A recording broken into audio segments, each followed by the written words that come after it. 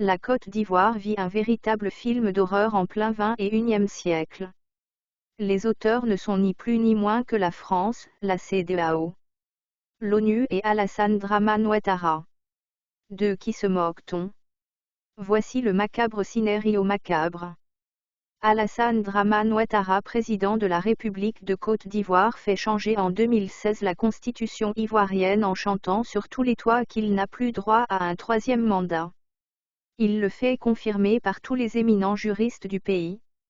Mais une fois la constitution votée, il chante sur tous les toits pour préparer l'opinion à sa forfaiture, que la constitution l'autorise à briguer un troisième mandat s'il le voulait, mais qu'il ne le ferait pas.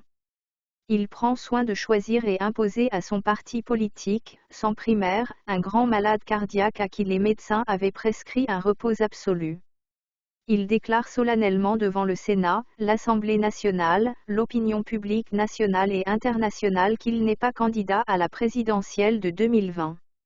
La France, qui pourtant dit ne pas avoir le droit de se mêler de la politique interne de la Côte d'Ivoire, trouve de la voix et couvre de lauriers le président Alassane Dramane Ouattara, qui serait à ses yeux un grand homme d'État. Quelque temps après, le Premier ministre malade est rappelé de son lit d'hôpital, depuis Paris, par Ouattara, qui le met immédiatement au travail. Juste une semaine après son arrivée en Côte d'Ivoire, il meurt en plein Conseil de ministres.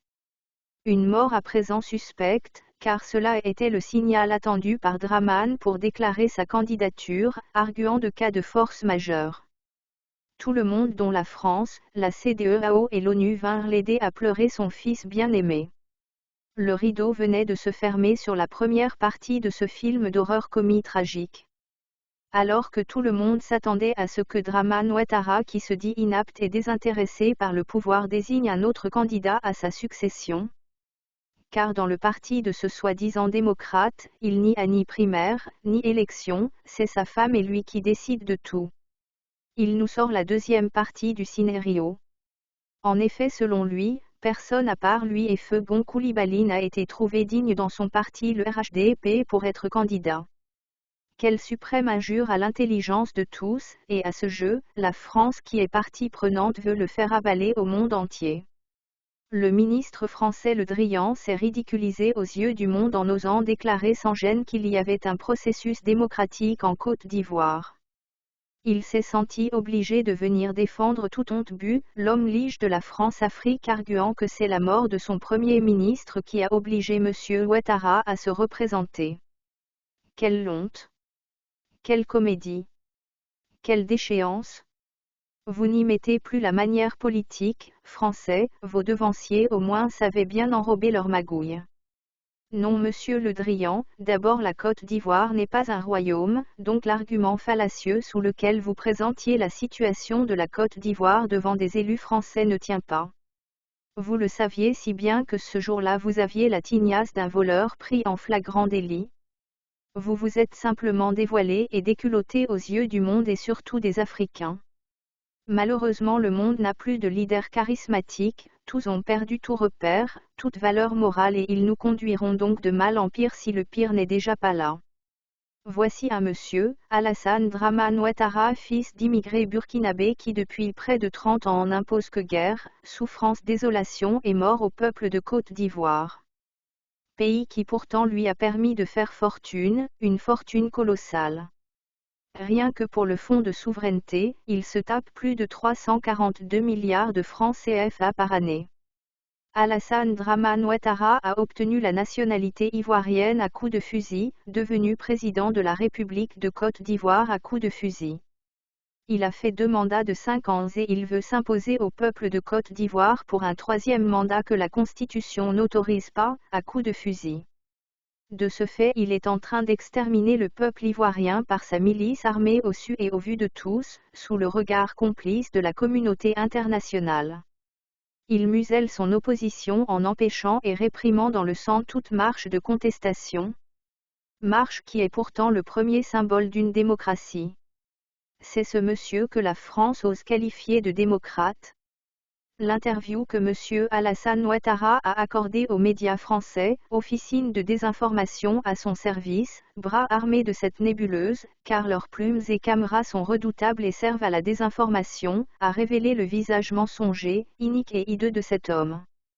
Ouattara dit qu'il était prêt à céder le pouvoir, ensuite qu'il ne peut pas laisser le pays entre les mains d'autrui, ensuite il se représente parce qu'il n'a trouvé personne digne de le remplacer.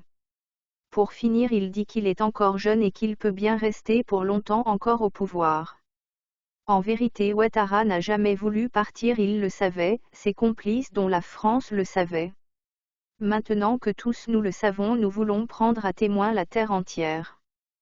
Communauté économique des États indépendants de l'Afrique de l'Ouest, France, ONU et surtout l'ONU, cette organisation qui était supposée être au service des peuples, s'est faite valet des grandes nations, et est devenue le bras armé de la France contre les peuples africains.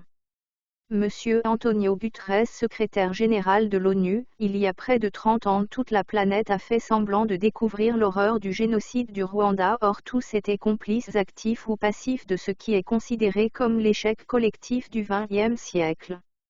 Monsieur Guterres, vos prédécesseurs pouvaient prétendre qu'ils ne savaient pas ce qui se passait au Rwanda parce qu'ils n'avaient pas les moyens de communication dont nous disposons aujourd'hui, soit. Monsieur Antonio Guterres, vous ne pouvez plus avancer cet argument parce que vous êtes informé seconde par seconde de tout ce qui se passe sur cette planète.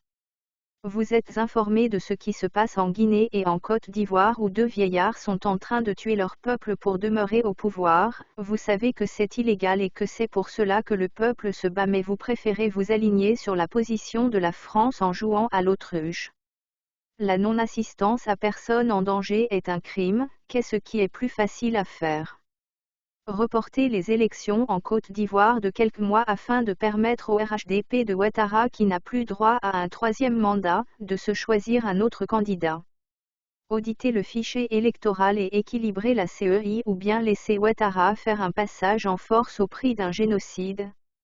Pour servir les intérêts des néocolons en première ligne de mire la France et venir en pompier après pour verser des larmes de crocodile. Monsieur Antonio Guterres, vous faites face à l'histoire, les peuples africains sont fatigués de ces mêmes rhétoriques d'élections ouvertes à tous, ce qui veut dire tous ceux qui comme Alassane Ouattara n'y ont plus droit. Dans aucun pays du monde, les élections ne sont ouvertes à tous. Il y a des gens que la Constitution et les lois du pays éliminent. Monsieur le secrétaire général, nous vous envoyons cette vidéo en premier et que tous ceux qui la reçoivent et qui veulent éviter un autre génocide en Côte d'Ivoire, la partagent massivement au Sénat français, au Congrès américain, à la Maison-Blanche, à l'Élysée. Mais en premier lieu aux différentes représentations de tous les grands pays qui sont accrédités en Côte d'Ivoire. Pour que demain personne ne vienne dire on ne le savait pas. Que Dieu bénisse la Côte d'Ivoire.